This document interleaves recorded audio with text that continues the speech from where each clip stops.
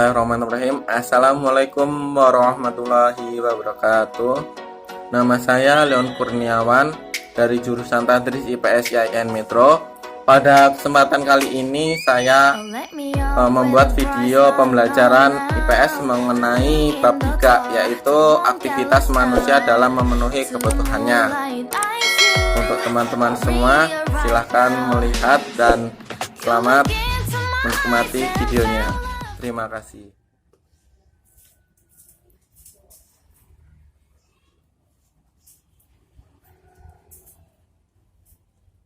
Bismillahirrahmanirrahim. Assalamualaikum warahmatullahi wabarakatuh. Waalaikumsalam warahmatullahi wabarakatuh. Udah masuk semua? Sudah, Pak. Oke, sebelum kita memulai pelajaran pada hari ini, marilah kita semua membacakan doa menurut kepercayaan dan masing-masing. Berdoa, mulai.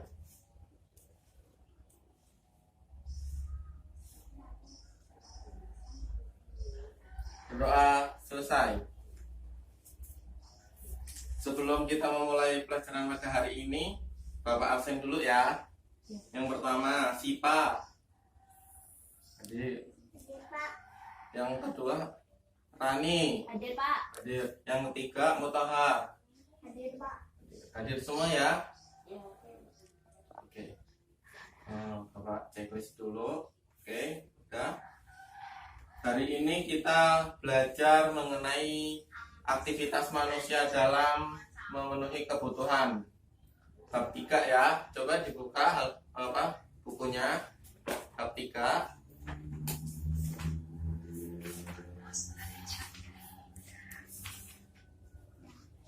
Udah.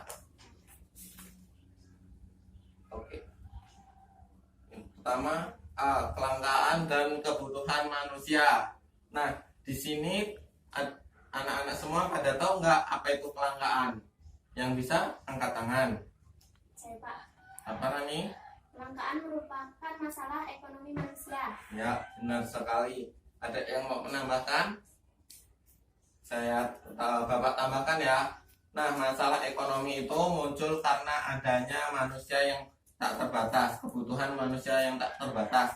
Nah, sedangkan alat pemuas kebutuhan yang berupa barang dan jasa nih, misalnya baju, mobil, pakaian, habis itu sandang, pangan, dan papan, itu tidak terbatas. Nah, ketidakseimbangan antara kebutuhan dengan ketersediaan alat pemuas kebutuhan, nah itulah yang disebut dengan kelangkaan. Lanjut, penyebab kelangkaan. Ada yang tahu penyebab kelangkaan itu apa? Nggak ada yang tahu. Ya, ini Bapak kasih tahu ya. Ini penyebab kelangkaan yang pertama yaitu perbedaan letak geografis.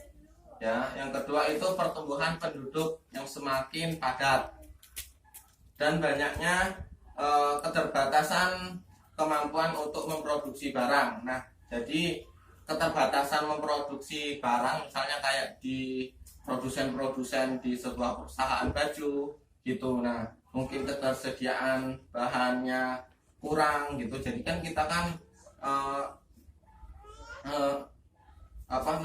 sebuah kelangkaan itu muncul gitu karena adanya ketidakseimbangan antara alat pemuas kebutuhan dengan kebutuhan manusia.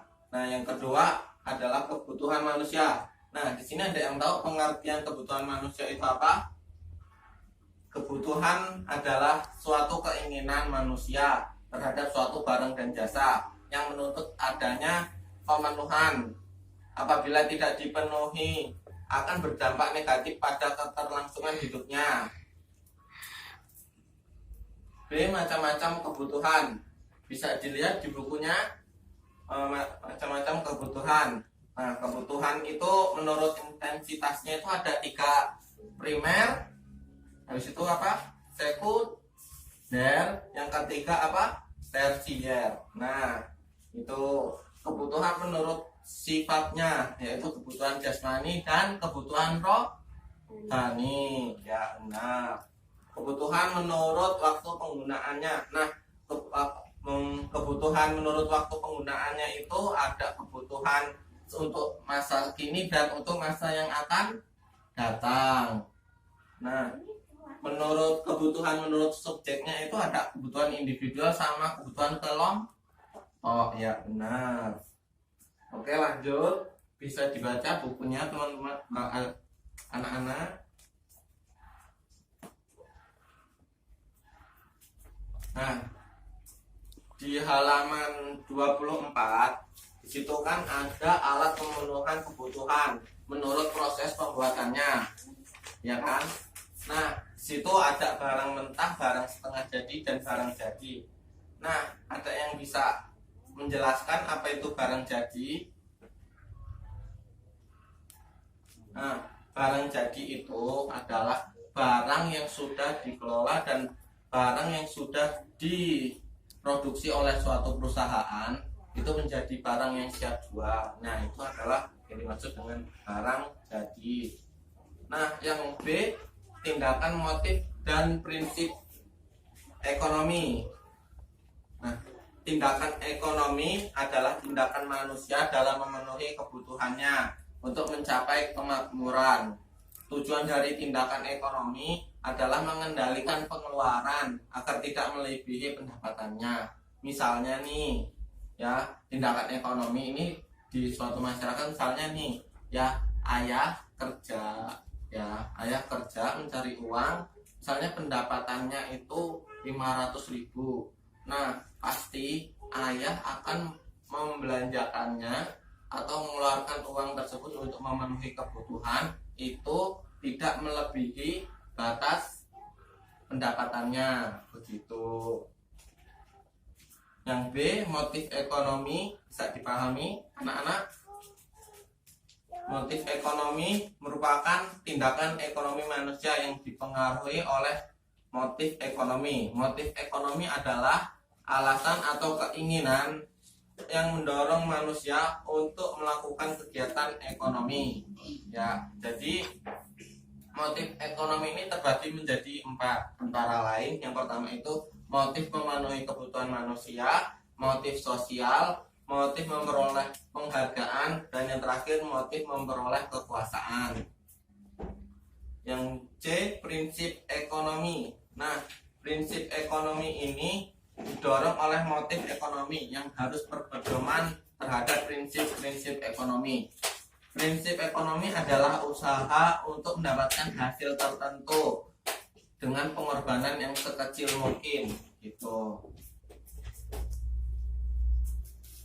Jadi lanjut ke kegiatan produksi. Yang pertama itu kegiatan produksi, yang kedua kegiatan distribusi, yang ketiga kegiatan konsumsi, dan yang terakhir pelaku kegiatan ekonomi. Dibuka pada halaman 25. Di situ ada soal ya. Nanti bisa dikerjakan soal itu, dikerjakan di rumah untuk sebagai PR ya. Jadi besok dikumpulkan pada hari Kamis pada pertemuan selanjutnya ya, untuk pelajaran hari ini. Oke. Ada yang kurang paham? Apakah sudah paham? Sudah, Pak. Ya. Oke, Bapak akhiri ya. Untuk pertemuan hari ini jangan lupa PR-nya dikerjakan ya. Oke, Kak bagus, anak-anak semua, pinter semua ya.